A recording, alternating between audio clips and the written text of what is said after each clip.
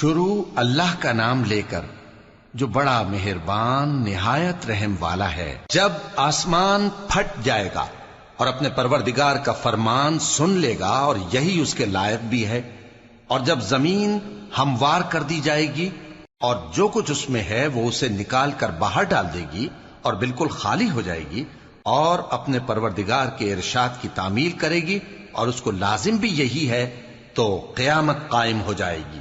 اے انسان، تو اپنے پروردگار کی طرف پہنچنے تک خوب تکلیف اٹھاتا ہے، پھر تو اس سے جا ملے گا۔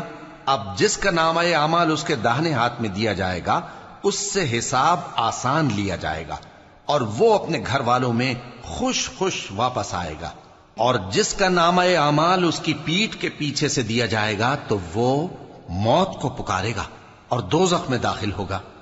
وہ اپنے اہل و عیال ہی میں مگن رہتا تھا، وہ تو خیال کرتا تھا کہ اللہ کی طرف لوٹ کر نہ جائے گا، کیوں نہیں؟ اس کا پروردگار تو اس کو دیکھ رہا تھا۔ سو میں شام کی سرخی کی قسم کھاتا ہوں اور رات کی اور جن چیزوں کو وہ اکٹھا کر لیتی ہے ان کی، اور چاند کی جب وہ پورا ہو جائے، کہ تم لوگ درجہ بدرجہ ضرور چڑھو گے۔ تو ان لوگوں کو کیا ہوا ہے کہ ایمان نہیں لاتے، اور جب ان کے سامنے قرآن پڑھا جاتا ہے تو سجدہ نہیں کرتے، بلکہ کافر جھٹلائے جاتے ہیں، اور اللہ ان باتوں کو جو یہ اپنے دلوں میں چھپاتے ہیں خوب جانتا ہے۔ تو ان کو دکھ دینے والے عذاب کی خبر سنا دو۔